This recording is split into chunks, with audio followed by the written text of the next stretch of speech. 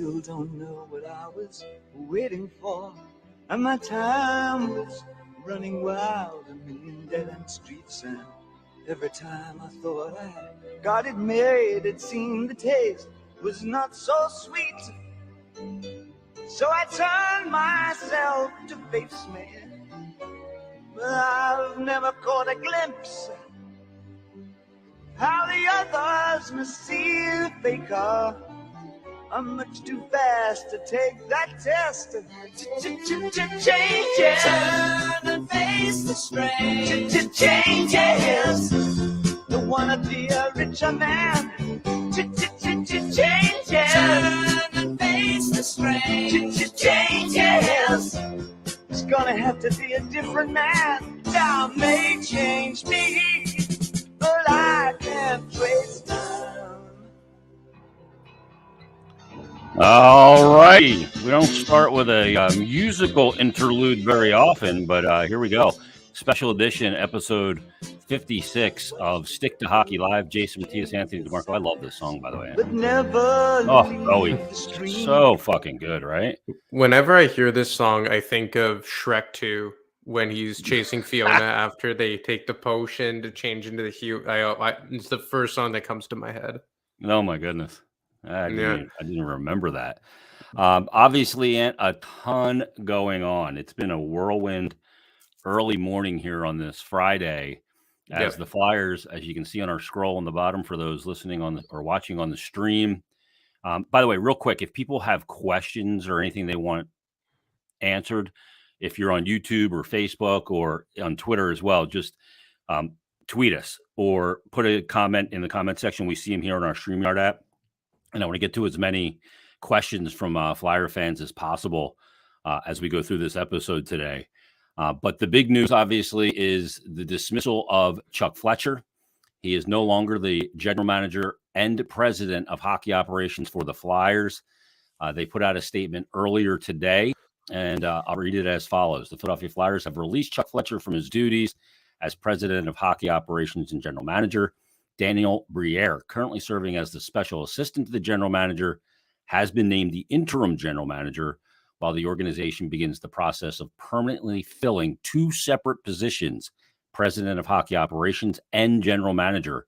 Briere will travel to be with the team in Pittsburgh today. Team is flying to Pittsburgh. I believe their flight's leaving around 1:30 from Carolina, where they played last night and suffered a 1-0 defeat against the Canes. That is certainly secondary and to everything that has taken place. And I see that this morning when I get up as my phone is blowing up. I'm up earlier than normal today. But you broke this last night around, 1 a.m., I guess it was, that you got some information and put it out there that this change was taking place today, and it came into fruition. And here we are now, all of a sudden, Chuck Fletcher, no longer the GM and president of hockey operations. Yeah, I was tipped off around 1 a.m. last night. I think it was 1:07 when the tweet went out that the Flyers were going to undergo major front office changes. I didn't specifically say that Chuck Fletcher was going to be replaced by Danny Briere because I didn't know to what magnitude things were going to happen. And I still think that as things play out here, probably farther into the offseason, we will see more major changes. But obviously, the first shoe to drop was Chuck Fletcher being replaced by Danny Briere. And, this chatter had been getting louder since the trade deadline, specifically Tuesday night during the Tampa Bay Lightning game, that I really started hearing more and more chatter, speaking to several sources around the organization. I wrote that piece early Wednesday morning that several people had said to me that they thought it was pretty much a slam dunk that it was going to happen after the season. But as I wrote in my piece on Wednesday morning, based on how loud this talk was getting, it wasn't going to shock me that if it came sooner, which it ultimately did just 72 hours later, or not even. And I think that the fact that Danny Briere is at least the interim replacement was low-hanging fruit. It does not shock me in the least. I wasn't told definitively that he would be the successor, but I was told definitively that in any type of house cleaning, he would not be a part of it. And he's someone that they view as a part of the future, both from the hockey side and the business side, very well respected and liked in that organization. So not overly shocking the outcome, but kind of shocking how quickly things kind of caught traction here. Yeah, and for those that don't know, when Danny first retired, he took a little time away. And then when he decided to get back to work after his playing career, he initially started on the business side, because I remember when he, came back into the organization and started working, his initial goal was not to be in hockey. On the hockey side of it, it was on the business side. And he was shadowing Sean Tilger, who was the president of business operations at the time. And I remember our radio station meetings, broadcast meetings that we had once a month with Sean Tilger, and all of a sudden Danny Briere sitting in there in those meetings with us. And I'm going, oh, this is different. So he was involved in that side of the building, learned that side first, then moved over to hockey and kind of did a dual role, and eventually took over as the general manager of the Maine Mariners to get some experience and cut his teeth. And obviously over the last year, he's been the special assistant to the general manager and kind of learning the ropes. And we know that he was also a finalist, one of the 2 finalists, I believe, last year for the job in Montreal that Kent Hughes ultimately got alongside Jeff Gorton. Yeah, and I believe, if I'm not mistaken, before he even got into hockey as a student, as a teenager, he was accepted into, I want to say Harvard, like an Ivy League school, like a very smart guy, and was paid by Comcast to go to business school He went to following Penn his at Wharton. Yep. Yeah, exactly. So this is a very smart hockey guy, and I know that a lot of people automatically jump to the former Flyer, old boys club, and I understand that the optics might not be great, but I really don't think that this is the same type of hire, even though he is a former Philadelphia Flyer, because this is a guy that, the last 7-8 years has really been doing his due diligence and learning how to be an executive away from the Flyers. When he got hired as the special assistant to the GM, he was the president and governor of the Maine Mariners, if I'm not mistaken. I actually wrote a piece on Danny about 15 months ago in early January 2022, before he was even brought in to the Flyers front office. So I really do think that this is a bit different. And look, this isn't Danny getting the keys to the kingdom here. This is an interim basis. I think this is something that they probably wanted to hold out for because until the end of the regular season. Sorry, I got caught reading a question there that we could get to after. But I think that just based on all the vitriol, especially following the town hall meeting, I think it was just something that had to be done and kind of served up as a sacrificial lamb, and just something for the fans to chew on, to show that ownership recognizes that the status quo is no longer correct. And Danny's going to get a chance here to finish out the last 17 games or so. Yeah, and he'll get the final part of this season. I fully suspect that interim tag will be removed. And I thought it was interesting that in the release that the team put out, that they said they were separating the general manager and president position. And to me, that makes sense, especially if Danny's going to be the GM. I broke that story on Flyers Daily with Danny. He was back in school. I remember I was booking the interview with him, and he said, "Oh, I have to be at class." And I said, "What do you mean you're in class? This is a former NHLer who made a ton of dough, right?"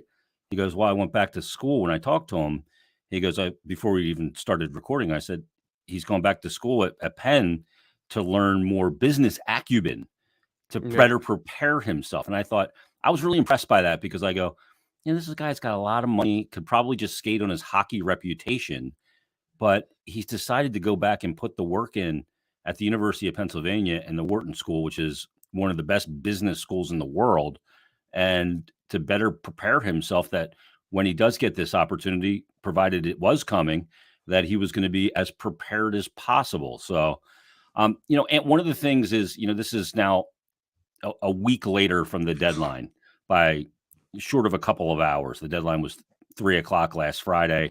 Here we are on Friday, and the change has been made.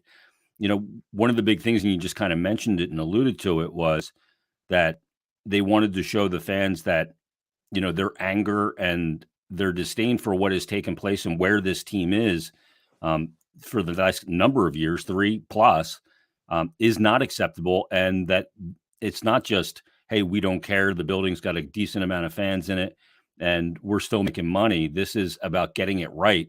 And I imagine that this may only be the beginning of what changes may take place, because you do have to have a staff in place to run the rest of the season, A. Yeah.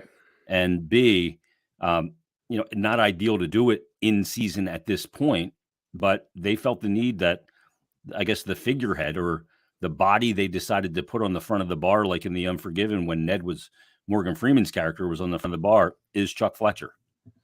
Well, look, I mean, what is really going to change that Danny Briere takes over to finish out the regular season? Nothing. He's going to go be the GM, their representative at the GM meetings this upcoming week. And aside from that, the trade deadline's over. You have limited roster transactions you can make. I mean, it's pretty much going to be status quo. And you have Brent Flair, who's probably going to oversee the Phantoms, and Barry Hanrahan, who's going to continue to run the cap and all that. But I think this was about optics, and everything that has gone on here the last week or so, or even plus the last several months, has been about the optics, because nothing Chuck Fletcher has done since the beginning of the regular season has altered the future of this franchise. Even JVR not getting moved. Was it bad? Was it a terrible look? 100%, but that's exactly what it was, a bad look. The fact that they didn't pull a 4th or a 5th round pick to, in exchange for him isn't going to change anything. But it was about the optics. And yes, you can't always make major decisions based on optics. But in this scenario, I think it had to, because I just think that the fans needed to be heard. And I think that even though the Flyers have started to trend in the right direction, I think today was another good step in that you had to show the fans that, yes, we realize that this thing needs a brand new coat of paint. Because like I said last week, short of saving world hunger, nothing Chuck Fletcher did would ever get him back in the good graces of the fans. And that's just the fact of the matter. And I think this was something that, kind of speaks to the fact that maybe they need a new direction and a more solid direction at the very top of the organization. The fact that this was heavily contemplated back in December, and now they're doing it kind of on a whim because of what's happened over the last 7 days. But again, it feels like this is just the first shoe to drop, and more moves are on the way once the season wraps up. And, how deep it goes beyond this remains to be seen. And, one of the prevailing thoughts a lot of times is, oh no, and you alluded to it before, oh no, here we go again with another former Flyer. And Brian tweets in and says, I like Briere, but we've been down this road of former player gets GM job before several times. Convinced at this point Briere will be replaced as a GM in a few years by a retired Giroux. That actually made me laugh. I mean, that is the way things happen in hockey. A lot of times it is former players. Rob Blake in LA, right? I mean, you see former players all over the league end up back in the league. These are hockey lifers, and I don't think this is a situation where it's, hey, Danny was a former Flyer and a great playoff performer, and that's why he's the right guy for this job. He's very well thought of around the league. Yeah. I just through the process he went through from the business side into hockey operations, going back to school at Penn, all of that stuff. And, this is a guy I think that has positioned himself to earn this opportunity, which is, a lot of times, that's the difference. There's a difference there when a guy, just is given something because of the player he was. I think Danny has put himself in a position, to be successful here because of how he's taken these steps and incremental steps towards get a shot in the big chair in the NHL. And, people are saying you don't want to hire a guy just because he's a former Flyer, and that's true. But you also don't not want to hire someone just because he's a former Flyer. Yeah. You can't judge the book by its cover, right? And I know Danny Briere has the cover of a former Flyer, a guy who was brought in by Paul Holmgren. But like you said, this is before my time, but it's not like Bob Clark retiring in the 80s and then getting hired as GM right away. Or I know Homer kind of bounced around a bit. He went to Hartford. But again, another example of a guy who was hired heavily because of when he was a player and the long-standing, kind of influence he's had in the organization. Like Danny Briere's a guy that I can tell you, I was here in Montreal. He's still like a local folk hero here. The people love him, heavily because he is a Quebecois, obviously, but also because he's a really smart guy. And if I'm not mistaken, in 2021, he was considered for the AGM job with the Arizona Coyotes, if I'm not mistaken. Played there too. Exactly. He was drafted by the Coyotes. So yes, like I understand the optics of it. I get it, but you can't just turn on him right away because he is a former Flyer. It just feels different with Briere because of all the legwork he's put in. Like people forget, like he's been working with the Flyers almost immediately following his retirement in 2014 when he finished with the Colorado Avalanche. So that is almost 9 years that he's kind of been really hustling and grinding and educating himself behind the scenes, cutting his teeth in the ECHL, having several different roles. Like I said, when I spoke to him 15 months ago, I remember him saying that he got a chance to try every different type of the organizations. And the other thing here that I think is very important that I heard on Tuesday night is that there's a belief that the Flyers hockey ops side and the business ops side, and this isn't even a belief, they're very disjointed. And the belief part about that is that it's among the most disjointed organizations between business and hockey ops in the NHL. And I think that a lot of people view that Danny could be the kind of guy that could bring both sides together because Bridget. Obviously he has the hockey background and he's also very well liked and respected on the Comcast side and worked for a Comcast owned team in the Maine Mariners that doesn't have an affiliation with the Flyers directly. So there is that kind of both sides of the coin, and you could have your cake and eat it too with Danny Briere, where you have a guy who is a brilliant hockey mind, but also has the complete support and respect from the business side.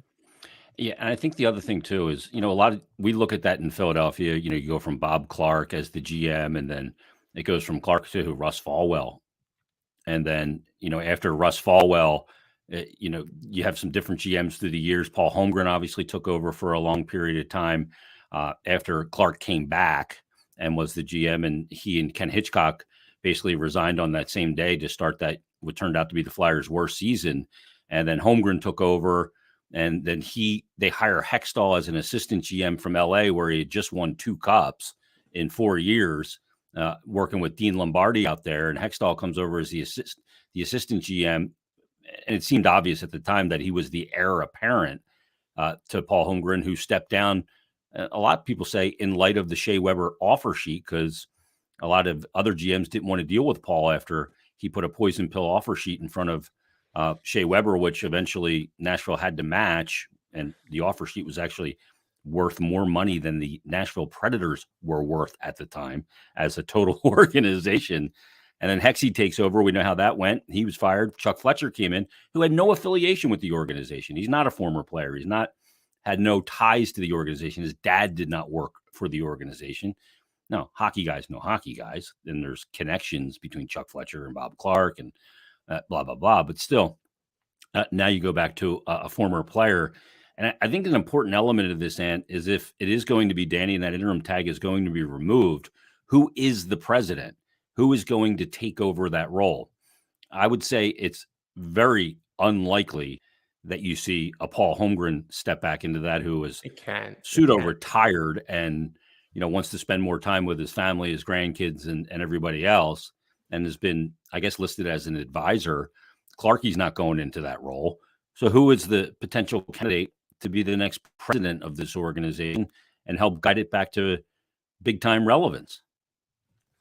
Well, I mean, I haven't heard any, like there's some names just floating out there, right? Like you could say like a Ray Shiro, or like I've said for a while, like a Chris Pronger type. Like you've heard names like Mike Fuda, who I think works in the LA organization. I believe you brought up earlier today, Scott Mellenby. Like, yep. I mean, I think it's so AGM in Montreal, very well thought of. I know he's a former player. He played a lot of his career in Florida, and he's with the St. Louis Blues organization right now, working for Army. Yeah, so I mean, look, there's a lot of options, but it's gonna have to be a big vetting process. I mean, like I've said I've said a guy like Pronger just because he had a very similar background, but I don't think Pronger wants to get back into hockey ops. It seems like he has his traveling business with his wife, if I'm not mistaken.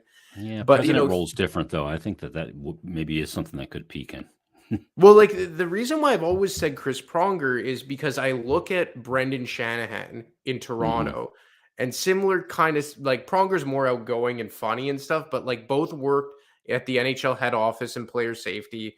Pronger had that role in the Florida Panthers front office, so he has a bit of experience. And like, I know he's a former Flyer, but like, he's not a former Flyer. He's a former Blue. And if he's not a former Blue, he's a former Duck. Like, I mean, he's so, he's like, Oiler. Yeah, I mean, he's so not even thought of as a Flyer, like, at least in my opinion. And I just think that that's a character that would be a good buffer between hockey operations and ownership. And I think what's so imperative here is that you get a guy who could tell ownership, within reason, of course, to fuck off. And I'm sorry to say that, but there is no circumstance where the general manager should be directly reporting to Dave Scott or any Comcast figurehead, whether it be Dan Hilferty or Val Camilla, whoever it is, Brian Roberts. There's no situation where that should ever be the case. And I always use this example because their ownership structures are so similar. But you look at the Toronto Maple Leafs, they're owned by Rogers, or directly owned by MLSC, which is a subsidiary company of Rogers. The same concept of Spectacor to Comcast, like the parent company. Mm-hmm. And Larry Tannenbaum is the CEO and chairman of MLSC, i.e. Dave Scott in this scenario. But Kyle Dubas isn't talking directly to Larry Tannenbaum. Tannenbaum isn't the guy signing off on every coaching decision or big trade or big contract. It's Brendan Shanahan. And he's the conduit to ownership. He's the conduit to ownership, and he oversees everything with hockey ops. And the only time you're going to hear about Larry Tannenbaum making a big decision is if Brendan Shanahan's getting shit canned. Yeah. And that's because corporations, big telecommunication companies like Rogers and Comcast have no business having the final say on hockey ops. And I think that is so imperative. And one of the big reasons why I think the last 4 years have been what they've been, of Chuck Fletcher and Dave Scott kind of guiding this team into the shithole, because the organizational structure made no sense. I had someone tell me the other day that it made no sense from the onset that Chuck Fletcher like had both titles of president of hockey ops and general manager 6 months in. And one person had said to me that he was set up to fail from the beginning. That doesn't absolve Chuck Fletcher of blame, but you bring in a guy to be the general manager. 6 months later, he's the president of hockey ops. And not only that, he's dealing directly with pretty much the owner of the team, who is a figurehead for a telecommunications conglomerate. Like, it made no sense. And it's too complicated. And, not to go off on a tangent here, but like, it just made no sense. And like you said, it was complicated. And for a guy like Dave Scott, not to, throw shade at him, but I don't think he would even agree that he should be the guy making the final decision on hockey ops. Mm-hmm. I think part of it is a GM can never have to worry about ticket sales. You have to do what's right from a hockey standpoint. And that direct line of communication can blur that line. Real quick, I just want to tell Ryan. Ryan's texted in a bunch of names for president. Lou Lamoriello, he's texted in Barry Trotz and Brian Burke. Ryan, all three of those guys are already employed. Lou Lamoriello is with the New York Islanders. The Barry Trotz is the heir apparent to David Poile in Nashville. And Brian Burke is the president in Pittsburgh above Ron Hextall. So, quick Google search on who you suggest there, brother. Appreciate it. My buddies at Wildfire Podcasting, they helped launch this sucker. They didn't help launch it. They launched it. I just voiced it. And they say, it's probably Jim, says, was the deadline disaster the straw that broke the camel's back? They should have done this a month ago and allowed Briere to run the deadline. So, I mean, to me, the deadline was one of those things that I don't want to say you couldn't fuck up, because you could, and they kind of did, and JVR's still here, whether there was a market for him or not. But to me, the consequence of the trade deadline doesn't turn out to be huge. I don't think it sets the organization back. Had they gotten a 4th round pick for JVR, was that going to be a big difference?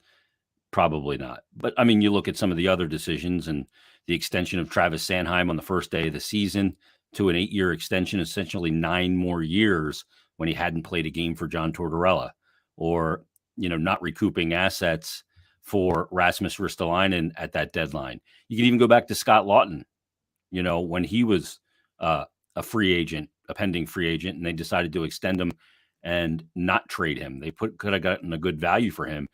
Now, I agree with the decision to extend Lawton because the cost for a replacement and I think what he means to the team is important going forward. But you can look at all of those different decisions, and you got to consider them. They're all part of his resume at this point with the job that he did here in Philadelphia. So we'll see where this goes. I mean, it's wild. When a GM gets let go in season, that's not ideal. The Hexy thing happened in season December 3rd, I think so. And that was a huge shock. Now there was personality differences in that equation, and maybe some, cutting a lot of people out and, not giving up information, very small, tight circle that Hexy had. And Hexy worried about everything. I will tell you that firsthand. I mean, he worried about how many ice cubes you put in your soda at the press dining meal, things he didn't need to be worrying about. And that polarized him.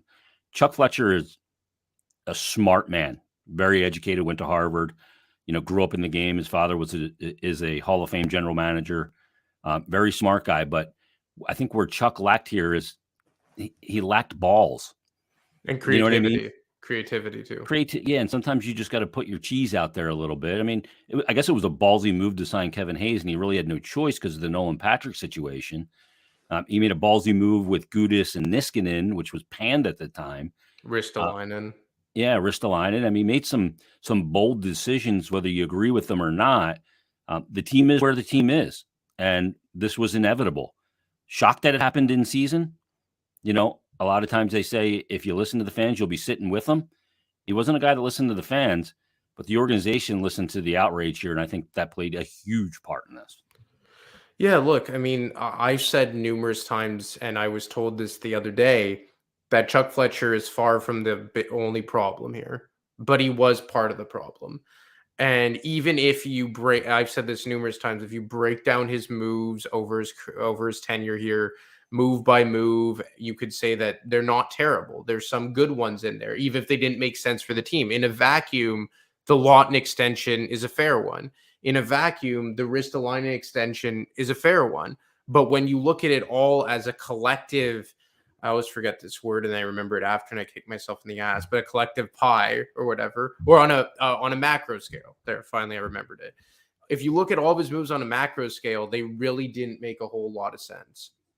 So, I mean, it's very tough to kind of be like, well, to give him the benefit of the doubt because a bunch of his moves individually look good. When you put them all together, it's a fucking mess. Yeah, and that's where the team is right now. What does this mean for John Tortorella? The GM that hired him is no longer the GM. Now, Danny was a part of that process, and I think he and Torts, and you've heard Torts talk about Danny. I think that they're pretty much on the same page and what this team needs moving forward from a coaching perspective. I love the hiring of Torts, as we've talked about ad nauseum. I think he is the right guy at this time for this job. But how this affects things moving forward. And, one of the things we heard about, Ant, too, was the Kevin Hayes Columbus conversation. And people said, well, that's going to save Chuck his job because if he has a deal in place, they're not going to fire him because if you fire the GM, the new GM could go, no, I'm not into doing that. The parameters we agreed to with Jarmo Kekalainen. Now, I don't know that that's really any kind of impediment at all. I really don't. No, I don't think so. I think those are fun things to say on social media. And look, this isn't look, Danny Briere was part of that front office too. I mean, at least in the interim, Brent Flair is still there, although I can't imagine that Brent Flair is here through the offseason. Him and Chuck, their close relationship goes back to their time in Minnesota. It feels like they're kind of a package deal.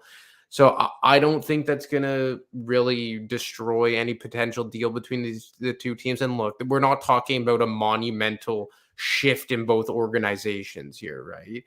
This is going to be a cap dump for all intents and purposes. You're going to retain a third of Hayes' money and you're going to trade him for a second round pick or some shit. That's what a Kevin Hayes deal is going to look like. It's not like you're trading Ivan Provorov for Zach Werenski. It's not going to be a monumental trade that, shakes up each team's respective core. So, I mean, look, I think that any potential deal that Chuck maybe laid the groundwork for, maybe a Provorov deal, maybe a Sanheim deal, I don't think those are in major jeopardy. Like, I don't think other teams are going to nix deals that they think could benefit them just because Chuck Fletcher's no longer there. And the fact that there is still a familiar face in Danny Briere in charge, at least interimly, will help that as well. In the release that the Flyers sent out, there's an interesting quote in here from Dave Scott. And I want to read this to you and get your thoughts on it and get everybody's thoughts on it. He says, in releasing Chuck Fletcher, Flyers fans deserve a better team than we've seen on the ice over the past few seasons and a clear plan to return this team to Stanley Cup contention. We know that this will be a multi-year process, and we are committed to doing it right. So again, committing to the rebuild, because we want to put this franchise on a path towards winning the Stanley Cup period. And this is the part that really grabbed me. He says, in the coming days, we will begin the process of restructuring our hockey operations department by separating the president and general manager positions. We view this as a critical opportunity to not only reestablish the standard of excellence that our fans expect, but also to bring new energy, accountability, and strategic vision to our organization. That part is the part that jumps out to me. And, new energy, new vision. So all said and done, and I don't know if you're hearing anything about this when the season does end, and I suspect we'll hear about some more changes, whether that's Brent Flair, who was kind of a package deal with Chuck Fletcher and has run the drafts, or whether that's other guys in the front office, hockey operations advisors and such, guys like Clark, guys like Holmgren, guys like Bill Barber. Do you expect all those guys to kind of be out of the loop here with a new, the hockey operations department and management structure that is totally fresh, with the exception of Danny Briere? If they're going to be out, I'm not sure, but I did hear at length, and it was stressed pretty severely, that they're a problem, for lack of better terms, in the eyes of some in that too many organization. cooks in the kitchen type thing, right? It's too many cooks in the kitchen, and I think they let their personal feelings and, for lack of better terms, the old boys club vibe get in the way of making smart hockey moves. Like, look, it's no secret that Chuck Fletcher's dad is very good friends with Bobby Clark. It's no secret that, Paul Holmgren, who personally was the guy who was president when they hired Chuck Fletcher, probably thinks fondly of Chuck Fletcher. So I think I mixed the names up, but you get the point I'm trying to make. Bill Barber is longstanding friends with all those guys. Dean Lombardi has been lurking in the shadows for all these times. Like, look, they need a fresh vision. Like, these guys are senior advisors, but when you hear stories that Dave Scott is leaning on these guys as to whether or not he should make a move on his general manager back in December, and they all ultimately sway him away from making said move, that's something that can't be had. If you want to be used as soundboards in a coaching search, which Holmgren and Clark were used as for John Tortorella, fine. It's another opinion. But I mean, you can't be asking these guys what the philosophical direction of the team should be. And that's what I think it's become. I had one person tell me that guys he specified Barber and Homer specifically, that, they're around far too much than you would assume advisors to be. And you've heard the rumblings that, Barber is Dave Scott's personal hockey consigliere, which is, you could take that for what it's worth. And I don't know if it's specifically just them. Like, maybe we see Dave Scott retire, ride off into the sunset. He's no spring chicken. He's been put in place ever since Ed Snyder passed away. Like, he has blood on his hands too. Like, yes, he isn't, deciding who they claim off waivers or signed contract extensions, but he has been the guy that Hockey Ops reports to for quite some time here. And I think that maybe if you want to put a fresh coat of paint on this organization, it has to be Dave Scott and it has to be the advisors. And I also don't think, and I was told this, that it should not be looked as a coincidence that Dan Hilferty was hired when he did. So I don't know if he's going to spearhead this thing. I don't know if he's the guy that personally is put all this shit into motion behind the scenes. I don't know if it's already been agreed to that at season's end, he's going to take over for Dave Scott and he's going to oversee a search for the president of Hockey Ops. But I do feel like it's imperative that they make major changes above the general manager and above the Hockey Ops department. And I do think it's maybe necessary that all those guys who are in those positions right now maybe take a step aside, because you also don't want people to have lasting negative memories of Bill Barber and Bob Clark and Paul Holmgren. But I think it's getting to that point now. I'll credit Isaiah and the guys at OMB Podcast for putting this tweet out about Friedge on 32 Thoughts. I've not had a chance to listen to today's updated 32 Thoughts just yet. And he said, here's a quote from Friedge in it. The moment Coach John Tortorella's name appeared on that, quote, this year was the first step in building the future of the Flyers letter in February, the letter that he sent out to season ticket holders. Friedge said it signaled where everything was going. The as yet undetermined part is how deep this rebuild will go, but there's a chance it will be more significant than expected. One governor said this week that early in the season, comp tickets for Philadelphia games were up 50% over 21-22. Nothing delivers a message louder than that. That's interesting. Hit him in the pocketbook is what they say. OMB Podcast also put this out that Friedge and Marek on 32 Thoughts mentioned Eric Lindros, Ed Olchuk, and even Pronger among the names that could be in consideration for a management spot. Scott could retire. Tortorella holds a lot of sway, and Briere most likely to hold on to one of the two major positions. Flyers in rebuild mode. So that's what he said there as well. Let's talk about those three guys. We mentioned Pronger already. The other names that are mentioned there, Eric Lindros and Eddie Olczyk. And I mean, Edzo obviously is so well thought of around the league, has been with Chicago, and maybe didn't get the position that he wanted with Chicago. So perhaps he is the guy that they talk to. But Pronger, Olczyk, and Lindros, I assume that what Friedge is alluding to here is the president position. And I think it's important. He referenced Pronger? Yeah, he did. He said those are the three names he mentioned: Lindros, Olczyk, and even Pronger among the names that could be in consideration for a management spot.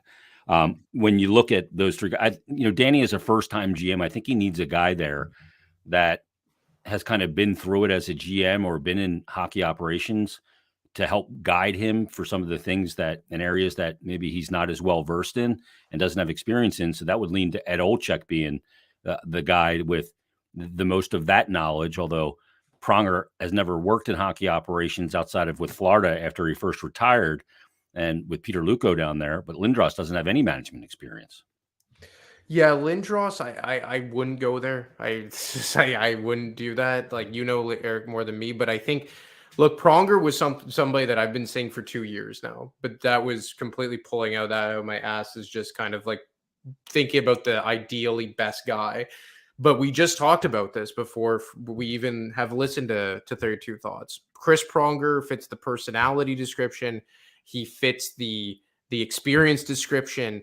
Like, obviously him and Danny have some form of a relationship from when they played together. But again, like, I know he played here for just over 2 years, barely 2 years, but he's not a former Flyer. Like, he's a St. Louis Blue through and through. And if he's not a St. Louis Blue, he's an Anaheim Duck. He just stopped here right in the twilight of his career, even though that twilight for the first year was still fucking amazing. So he has experience in another front office, Florida. He has experience in the NHL's front office.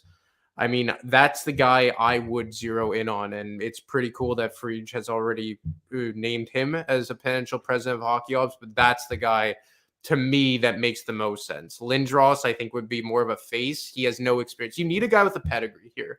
And look, obviously, like, who's a hard-hitting, president, or like a Doug Armstrong. Like, yeah, obviously you'd want a guy like that, or Steve Yzerman, or someone of that ilk, or Brian Burke 10 years ago. But for me, Pronger is Shanahan 2.0. They're very, very similar. And if you take away the fact that he played 2 seasons in Philadelphia, I think it's a pretty easy choice that he would be at the top of the list. He is a no-nonsense, cut-through-the-bullshit guy. I mean, I covered Pronger when he was here, and I loved it because if you had a microphone, Pronger would never run from you. Jeff Carter and Mike Richards, when I had a microphone, would run from me like I had the plague, right? Prongs will come running to you. Matter of fact, after the Flyers lost the Cup, Game 6 against Chicago in 2010, the only guy that came out to talk to me on the radio in the postgame show was Chris Pronger.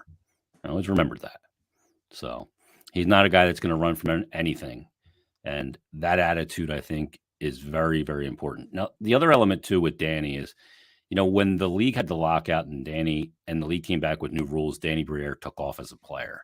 He was a very modern NHL player. I don't know what, his thoughts are on how to build a team, but Ryan sent this really long note about. Holy shit. Yeah, he said, I have a question in this regard. Why not get a GM as well as a man of operations and president who are all in line and have the same attitude and focus on what they look for in players, style of play, and style of system? Get everybody who are all in line, same with the coach. So basically you have guys at each position in every capacity that focus on the same things in players and style of play as a system as Coach Torts does. Look, when you're building a roster, I think you're constantly pivoting on a roster because – in a draft, you may grab, say you get lucky, you end up with Bedard. You're building a different team with Bedard than you are with Leo Carlsson or Fantilli because, ultimately you have an identity and a standard, but when you have certain kinds of talent, you have to build a different kind of team. If you have a ton of speed, you got to play a system that is advantageous to that. You got to adapt your organizational philosophy to what is available to you. You can't just draft in a box and develop in a box. It doesn't work like that. Look, they're going to have to get creative here. And I think that at least they've taken the first step to think outside the box. And I'm going to be very curious to see who or how this plays out with the rest of the front office. Like, I think that aside from Danny, everyone is safe. Like Fried said, he's probably going to hang on to that GM title role. Again, I wrote that in my piece that he's a part of the future here long term. You mean nobody is safe aside from Danny? Yeah, like Torts and Danny, everyone else is fair game. Man, I don't know how deep it's going to go. And like I said, I know Pronger, he was a former Flyer, but he's not really a former Flyer. So, it's pretty serious, the type of change that they're making here. And look, obviously, you can't give them the benefit of the doubt because of what's gone on here over the last 24 months or so. And in my opinion, probably the last 30 months going back to the bubble, which just seems eons ago at this point. But I think it's the first step. And I think the big first step was bringing in Hilferty, like a brand new face to head up this organization and Spectacor and all that. And look, I know that technically it's still Dave Scott. I would be pretty shocked if Dave Scott is in his same seat by the time next season starts. Like, where do you kind of fall on that? Yeah, I think if, Dave is quoted obviously in the release quite a bit, and he's the chairman at this point. But if I was a betting man, that come the offseason, well before the draft, that there's a whole new organizational structure and that Dave Scott will go back into retirement. Remember, he was retired prior to joining up with Ed Snyder for the final, couple of years of Ed Snyder running the organization. There was a transition there, and I'm trying to get clarification on this. I don't know that if Ed Snyder handpicked Dave Scott or chose him out of likely candidate. I don't know. I'm trying to find that information out, but I would imagine that Dave Scott goes back into retirement and that Hilferty is that takes over as the chairman and to kind of guide the organization from, a 30,000 feet look and be that guy between the organization, the president of the organization, and ownership, Comcast, i.e. Brian Roberts. I would think that that's the case. And that's the way it should be. Like, you should not be hearing from Hilferty /Scott/ whoever the hell is in that position unless it's a situation where, the new president is being removed or Val Camillo is being removed, or something major on the business side. As far as the hockey team goes, you should never be hearing the names Hilferty, Dave Scott, Comcast, Brian Roberts. It has to be one guy who's the end all be all. Is it like that in other cities, Ant, where every time things get really shitty for a team or whatever, that they all say, we need to hear from Jeff Molson, or we need to hear from, the chairman of MLSE. Is that the case in other cities, or is that just here because Ed Snyder was so omnipresent? Well, it's definitely changing. Like you use Jeff Molson as an example. Like when Marc Bergevin was there, yeah, oftentimes when they gave their end of year press conferences, Jeff Molson would be beside Marc Bergevin because Bergevin was that reported directly to Jeff Molson. He was executive vice president and general manager. But now, when Jeff Molson overhauled his front office, he specifically said that he believed that it was a two-man job and that he hired Jeff Gorton to essentially oversee hockey ops and Ken Hughes to be your GM. You've seen that in Vancouver. They're a shit show nonetheless, but they've still done that. Where you have Jim Rutherford as the president and Patrick Allvin as the GM. You've seen that in Boston, like for how long now? That Don Sweeney is the GM and Cam Neely oversees everything. You never hear from the Jacobs family. And I think it's as long as you instill an absolute boss for the hockey team, that's who the people want to hear. But unfortunately, in Philadelphia, it's been Ed Snyder, who everyone knew was the final decision maker. And for a brief period in there, because you remember that in the Hextall years, we never heard about Dave Scott because Homer was still president. So you knew Dave Scott was there, but Homer was the big boss. But as soon as Homer left and there was no more filter between Chuck Fletcher, i.e. the GM, and Dave Scott, now all of a sudden people wanted to hear from them. And you even saw it with the Chicago Blackhawks where, what was his name? John McDonough. He was the president for all those years, and everyone knew Rocky Wirtz was the owner, but John McDonough was the head of the franchise. And I think people just like to hear from the ultimate decision maker on the hockey team, whether that be the owner, whether it be a president, a chairman, a CEO, whatever, arbitrary title you want to use. They want to hear from the final decision maker. But for far too long now, the final decision maker has been Dave Scott. Yeah. And, Charlie O'Connor, hold on one second. You're busy. I'm just sending a link to Freed real quick to see if he can pop on with us real quick. But I doubt he will. I'm sure he's slam ass busy. Charlie O'Connor said this on social media, said that per a source, where did it go? I had it right here. Damn it. Oh, here it is. He said, per a source, no more changes in the front office are likely to occur today, but expect more to come in the near future. The Department of Hockey Operations will be significantly restructured in the coming days, weeks, and months. So don't look for another shoe to drop today. This is, I believe, though, only the beginning. So we'll see where it goes. Andy tweets me at ASB_63. He responds to our teaser that we were coming on today. He said to me, at Jason Mert, are you now allowed to stop defending him? How'd that hockey pedigree and the Harvard degree work out for us in regards to Chuck Fletcher? Look, I remove emotion from the equation as much as I can. And I've talked about on Flyers Daily quite a bit, and here with you, Ant, and on Stick to Hockey a lot, that where the organization is right now, unacceptable. Unacceptable. It has, so many questionable decisions. Now, let's be in full transparency here, because I am always in full transparency about me professionally, my, personal life, everything. Always have been on the radio, always am here. I do work for the team.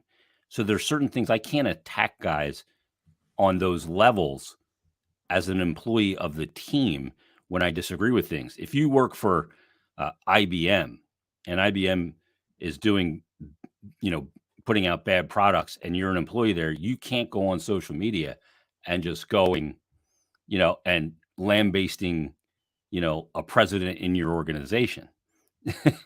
And my job's not to break news. My job is to analyze and remove emotion and foster conversation. And I think Chuck Fletcher did some good things. And I think he is a smart guy. But I think that he made some mistakes. What I don't know, and I will be digging into to get some perspective on it, is did that element of being the GM and the president, therefore hearing from ownership about selling tickets, affect some of the things that he wanted to do? I know Freach talked about this on Monday's 32 Thoughts, that there was too many voices contributing in the conversation. And you don't know what decisions were his and what decisions were, ones he had to make. Here's what I know. Finally, the term aggressive retool has hit. It's been a while. It was January of 2022, I guess, when they said aggressive retool. It took all the way until March of 2023 for the aggressive retool element to begin, and it starts with the front office. Look, I mean, like I've had a lot of people say, like, like just Fried's going slamming to jump on in 2 minutes. Fried just going to jump on? Yeah, so Elliotte Friedman's going to join us in just a moment for everybody. So that's awesome. That's really cool. That's a big get by me. That's a very big get. Congrats. It's the biggest dog that you could probably find in this scenario. So, I mean, it's where were we going with this? Yeah, like I just don't think it's necessary to like piss on Chuck Fletcher's grave on his way out the door. I guess that's my whole thing. It's a different thing when you hear when someone's been an asshole behind the scenes, maybe like Ron Hextall. But when you hear that, like I had someone tell me yesterday or the other day, Chuck Fletcher has made people's lives miserable here at times, including me, because of the dumb decisions he's made.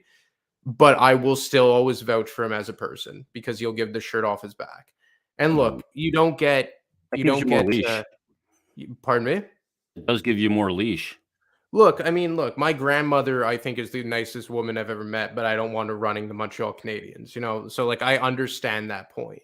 You don't get to keep your job because you're a nice person. But I do think you don't deserve to be pissed on and shit on your way out the door because you made mistakes. He failed. It's easy to say. He failed as the general manager of the Philadelphia Flyers. And we could all agree on that he was rightfully dismissed from his position as president and GM of hockey ops. But I don't think it's fair to just, wish the guy harm and say shit like, oh, I can't wait till he's in another front office so we can take advantage. Like, I don't feel like that part of this is necessary. There's a human element to this. And I know some people have said like, well, on Wall Street, there's no human element. Well, I mean, just because it happens on Wall Street doesn't mean that it's a good moral thing. So that's kind of my stance on the whole thing.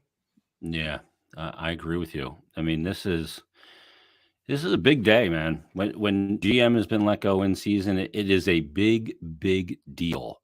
And we're going to see how far these things cut, where it all ends up going. This is certainly a pivot point for the Flyers because Ed Snyder handed it off to Dave Scott. And if Dave Scott ultimately ends up being one of those changes that happens in the offseason, now all of a sudden it is really, truly the dawn of a new day and a new organization. And again, that line in that press release just keeps sticking out to me. That one quote about reestablish the standard of excellence that our fans expect, but also bring a new energy, accountability, and strategic vision to our organization. I think that's the strategic vision and where things go from here. New president gets hired, he comes and goes, we're going to do an aggressive retool. Would that be the shit? I think a lot of people got caught up on the semantics over like their outrage, but to be honest, the semantics at times were just really bad. Like, Chuck Fletcher inadvertently would gaslight fans. And for a guy that as book smart as he is, and I think that as smart of a guy for certain aspects as he is, some of the things he did, the way he went about it, the way he would kind of relay messages to the media was just asinine, like plain and simple. There's just no other way to put it that he had really bad moments here. And it really felt that, aside from the hockey moves that he made. Oh, Friedge is here. We'll let him jump. We got Friedge, and that's a nice sunroof you got there, Friedge. Oh, thanks. You know what? I don't want. I pulled over, so I didn't for a second, so I wasn't using my hands while I was driving. So I don't want anyone getting me arrested. I pulled over and stopped before I dialed in. All right. Well, this is now a Stick to Hockey live car cast with Elliotte Friedman. So, Friedge, thanks for taking a few minutes. Am I on right now? Just so I don't swear or anything like that. Yeah, we swear. I mean, you can say shit. Yeah. Okay. Good. Well, sometimes my bosses don't like it, so I have to. I only have a certain amount of swear words I can use in a year. That's all. And they have to be strategically placed, of course. Yes. Friedge, let's start here because I know you only got a few minutes, but I appreciate you joining us. When this whole thing kind of goes down, how long has this been brewing? What have you been hearing? that this came to a head, and how much of the trade deadline and non-trade of James Van Riemsdyk played a part here? Well, I think, I think this was trending. I actually heard in January that, or I might have been December. I think in December, there were starting to be some rumors that this might happen in January, and I looked into it in the time, and people were like, no, that's too soon. But it was obvious to me that the wheels were being laid in motion. And I always believed, guys, it was going to happen after the season. But I do think the deadline and the reaction and the aftermath, it sped it up. Because as I wrote this week, a governor had reached out to me and said, at least early in the season, he didn't have the latest figures. Flyers comps were up, and like complimentary tickets. And that's always a bad one. Like, when he heard us talking on the podcast last weekend, or I also mentioned on Merrick's show this week at some point that I thought there were a chance that hockey ops changes were coming, and somebody said to me like the comps were up, and that's one when you have a number that jumps kind of out of nowhere, that's something that really gets the attention of an organization. So I think it was coming, guys. I do think the aftermath of the deadline accelerated it. Yeah, Friedge, Anthony DeMarco here. Over the last couple of days, like you said, it seems like everything really accelerated this process. But as we know, I don't think it's a secret that the Flyers senior advisors have a heavy hand, or have had a heavy hand, in the philosophical direction of this team. How much of an impact do you think, or how much do you think they were consulted on this? And where do you think their particular outcomes could come from the coming fallout?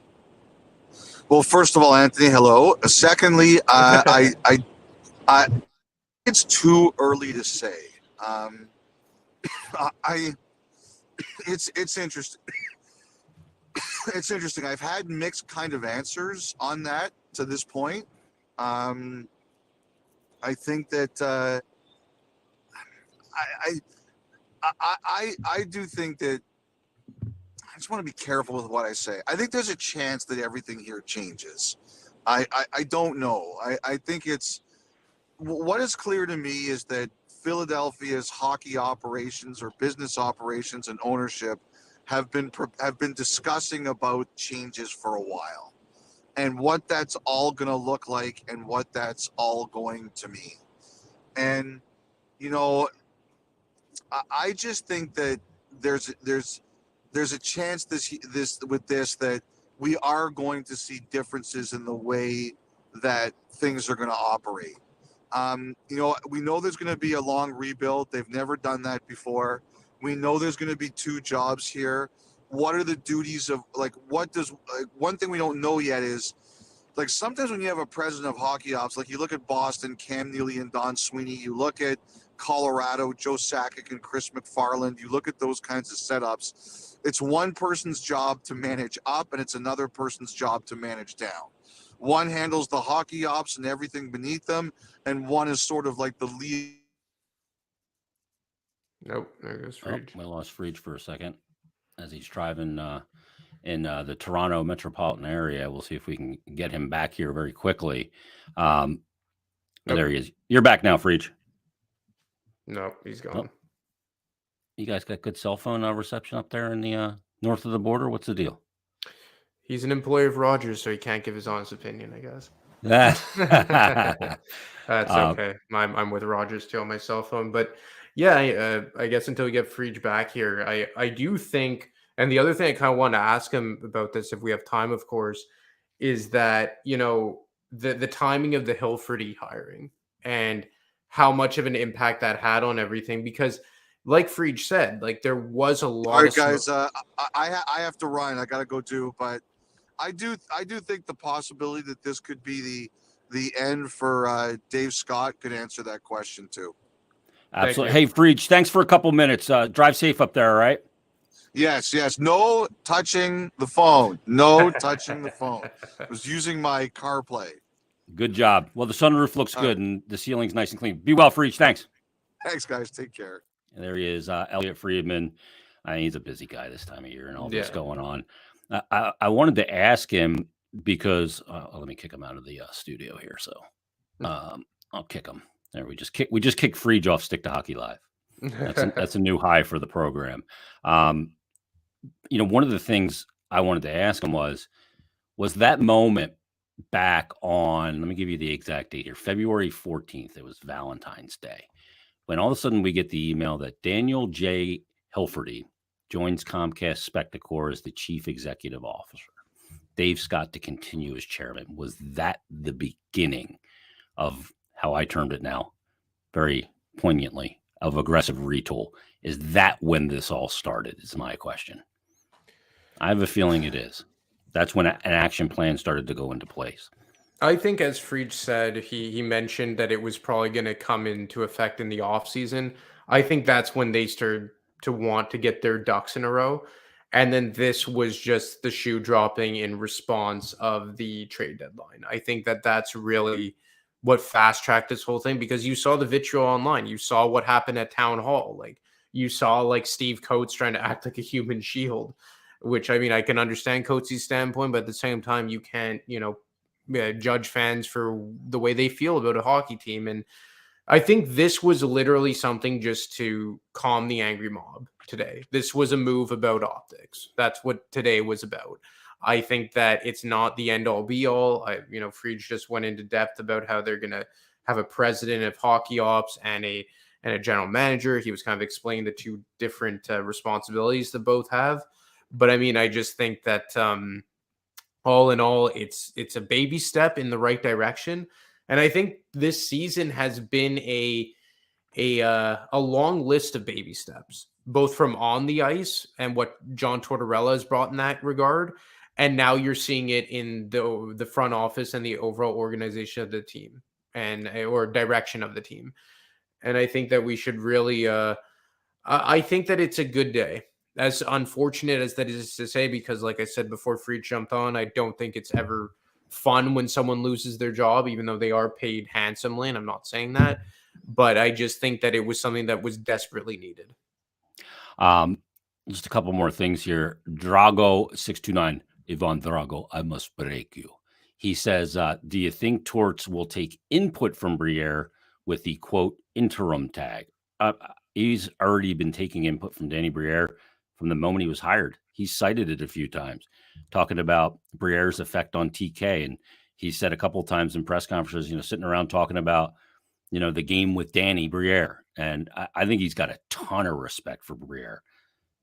Briere doesn't look like a Torts kind of guy, maybe the way he played and as nice and of a gentleman as Danny is. But make no mistake about it, Danny was very intense. He was lethal with the stick to create space, was a big time, raise the level of your game in the biggest moments. Torts always talks about meaningless hockey and not meaning shit to him. Well, Danny always raised the level of his game. I think he's got a ton of respect for him. And I think that could be a very good partnership with the two of them. And they kind of contrast each other in the way they're perceived publicly as well. I think that's a good thing.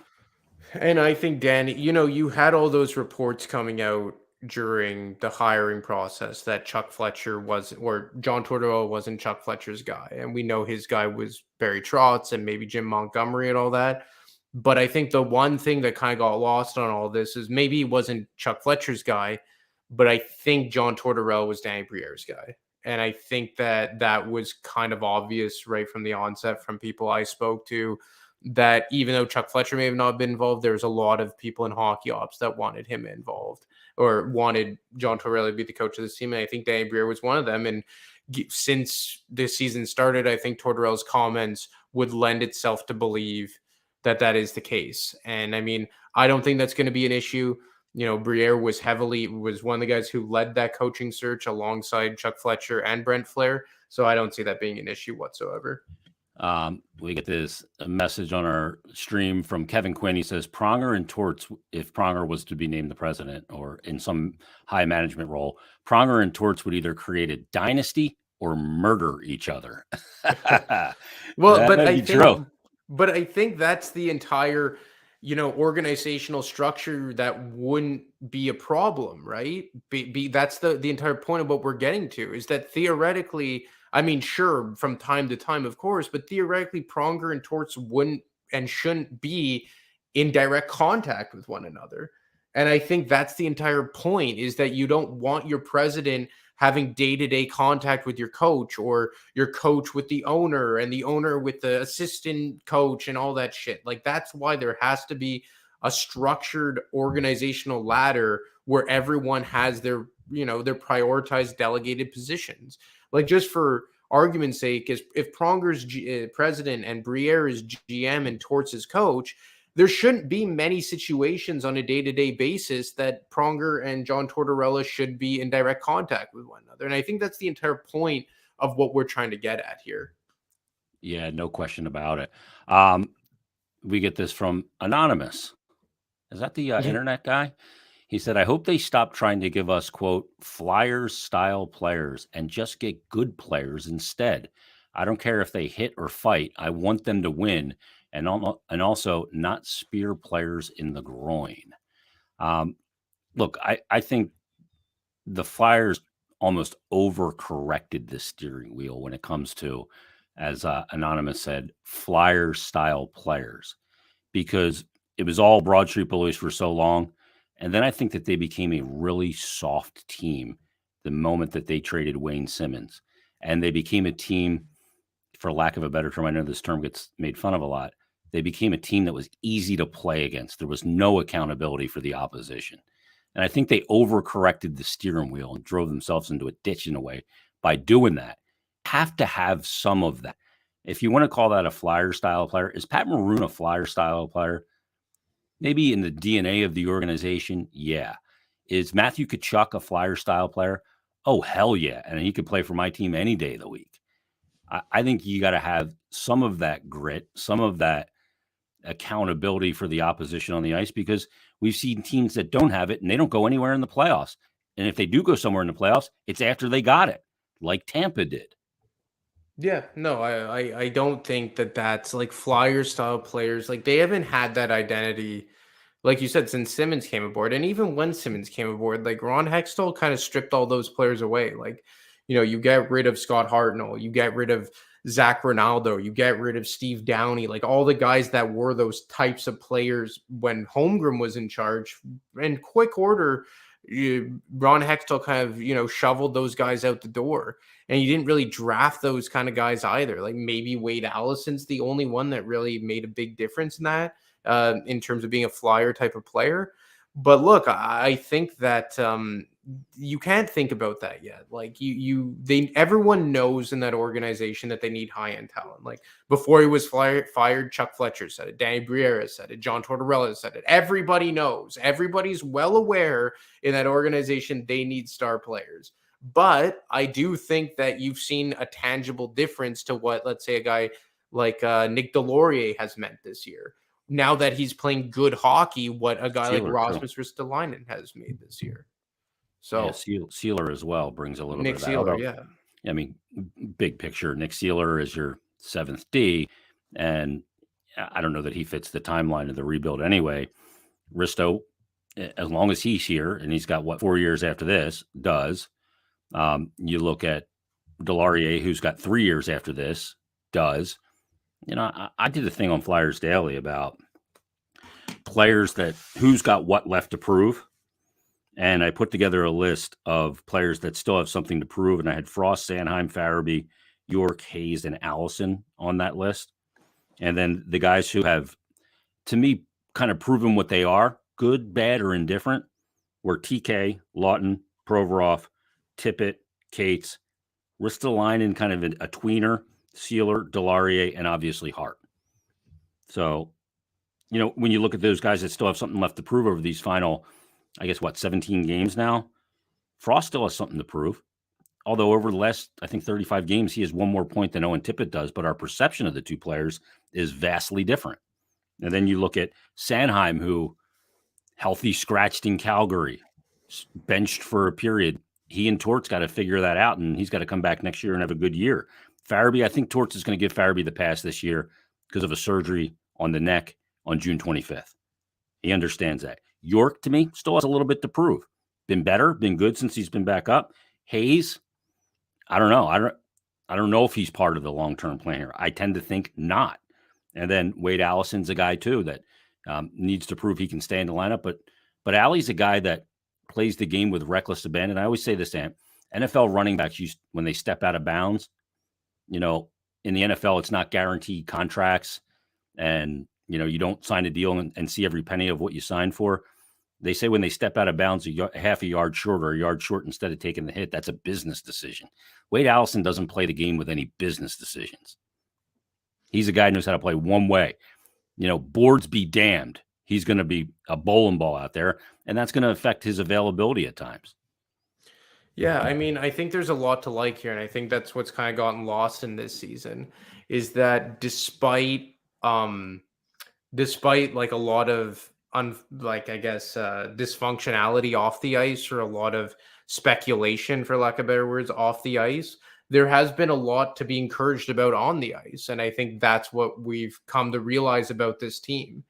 But I mean, it's something that I think now that we're still going to focus, obviously, on what happens in the front office. We're going to focus on what happens with who's the next president, where Danny Briere falls in all this and all that. But I feel like maybe finally we could, park our disdain for Fletcher at the door because he's gone now and just start focusing on maybe some of the positive things to come out from the on ice product.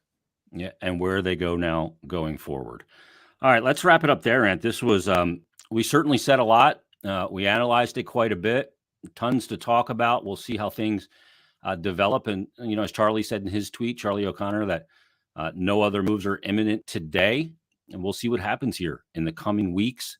I guess 5 weeks basically from the season ending on April 13th, I believe, in Chicago. And we'll see what happens immediately, the aftermath of the season and what other changes taking place. This is, to me, is just the beginning.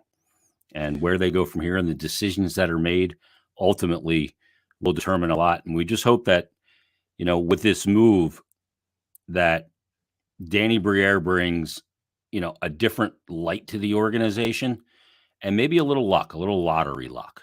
Not 2017 lottery luck where you end up with Nolan Patrick basically in a 2-player top of the draft and the Devils take Heischer. Flyers are left with Nolan Patrick, but then the 3 guys taken after in Cale Makar, Heiskanen, and Elias Pettersson. So you hope the Flyers, maybe they get a little lottery luck. And boy, that'd be a great way for Danny to start out his GM tenure. If that is in case what happened. Into his lap. If that fell into his lap. A Bedard falls into your lap, it's like, okay. Starting out on the right foot, that's for sure. By the way, I brought these numbers up on Flyers Daily. This is just absurd. So Bedard in his draft year, let's go back to Connor McDavid in his draft eligible season. Through 47 games played, he had 44 goals, 76 assists, and 120 points in 47 games. And McDavid to me is generational, bar none. Yeah, he hasn't won a ton in the playoffs in the NHL, but Bedard, 47 games played, and this is draft eligible season, 59 goals, 15 more goals than Connor McDavid, 64 assists, so 12 less assists, but 3 more points with 123 points. That's the type of player that's sitting there. Hopefully Danny Briere brings that luck, and maybe the Flyers end up with a shot at a player like Connor Bedard. If they're in the bottom 5 of the NHL, you get a realistic shot of winning that lottery. Well, look, I mean, I think there is a lot of good things that could possibly come out between now and the summer. And I think one of the things that is important here, and again, I don't like to champion someone losing their job. I don't like dancing on someone's I don't grave. celebrate that. I don't. And it's like I said, especially like I just got a text from someone from Minnesota, the Minnesota organization. And they said, I'm sorry to hear the news about Chuck. He's a world-class guy. So, I mean, it just goes to show that he is a good person. Again, this doesn't mean that he should have kept his job, but I don't think it's necessary to piss on the guy's grave on its way out. That being said, now that shoe has dropped and Chuck Fletcher's gone, I think it's going to give a lot of the fans the ability now to appreciate some of the positives to come out this season. And there are a decent amount of positives. And, I've seen a lot of people say they weren't going to watch the team until Fletcher was gone. Well, now you have a reason to watch. And look, you're not going to be watching a Stanley Cup contender. Hell, you're not even going to be watching a playoff team. Hell, you're not even going to be watching a bubble team. But you're going to be watching a team that has a lot of good young pieces. You're going to be watching a team that works its ass off every night. And you're going to be watching a team that has maybe a bit of a, not even a foundation, but maybe a bit of framework in place to say like, okay, that maybe could be the bottom tier type of players if they could find that way to get those star talent. And look, they're going to get a good draft pick this summer. And, you know, next year they have 2 first-round picks. And maybe Danny Briere could finagle a way to bring in a second-round pick and get back into the second round or add a third-round pick. And this is a good draft year. And I think that the Flyers maybe, like Fried said, they're going to do a full rebuild, which is long overdue. But I do think that they're maybe starting out on the right foot. And, you know, contrary to what we saw with Hextall to Fletcher, is you saw a team that theoretically had just completed a rebuild and was supposed to take that next step. Unfortunately, it was a half-ass rebuild. The prospect pool was vastly overrated, and you had a core group of players that, save for the first year of Chuck Fletcher, were well past their prime. And now you're seeing a team that's really almost down to the studs, right? Like John Tortorella said, they're at the footers here. They don't have a set core in place. They have some pieces that theoretically could be that. But it's like whoever's going to be heading up this hockey ops, whether it's Briere, whether it's Chris Pronger, whoever, they kind of have a clean slate to work with here with a decent amount of young talent. And I think that the other thing I'll say about this is maybe we'll look back a bit fonder on the Fletcher and probably Flair regime, depending on how they've drafted when all these picks come to fruition, what York ends up being, what Forster ends up being. Obviously, Cutter Gauthier is that crown jewel. And I do think they have a better prospect pool now than they did when Fletcher took over from Hextall. Well, the Flyers and Danny's first game as the interim general manager will be taking on the Penguins tomorrow in Pittsburgh, 3:30 on ABC. And Danny Briere in his career as a player against Pittsburgh had his highest point per game, actually second highest per game, average against that team. He played 51 games against the Pens, 14-28 for 42 points. The only team he had more points against, also in 51 games, was the Boston Bruins at 43. So maybe that's good luck as well. We'll see. Yeah. We'll see where it all goes, Ant. Yeah, it's exciting. Anybody that is not following at ADeMarco25 on Twitter is a fool, because you broke this sucker. You were a couple of days ago intimating this was coming. At 1:07 a.m., I think you said it was last night. You're out there firing off tweets with the latest information, and good job, dude. You beat everybody to it. Good on you for doing it. Thank you so much. Couldn't have done it without Stick to Hockey Live, and I'm just fucking with you. But I do like your ugly face. But also go check out thefourthperiod.com, all Ant stuff there. Great story there, and look at the timeline of how everything broke down according to Ant's reporting. Everybody, thanks for listening. Thanks for watching. Thanks to Elliotte Friedman from Sportsnet Hockey Night in Canada for dropping by for a quick visit as well. We got to see the sunroof of his vehicle. So we'll follow this. We'll be back. I guess we'll do a show on Monday, and we'll see where things go and recap Flyers Pens. We'll see when some availability may take place for Danny Briere and maybe others in the organization. We'll keep everybody on top of the situation. So thanks for listening. Thanks for watching. Leave us a 5-star rating and review. We would appreciate that. That'll help other Flyers fans and hockey fans find this content. So everybody have a great weekend, and we will talk to you next time on Stick to Hockey Live.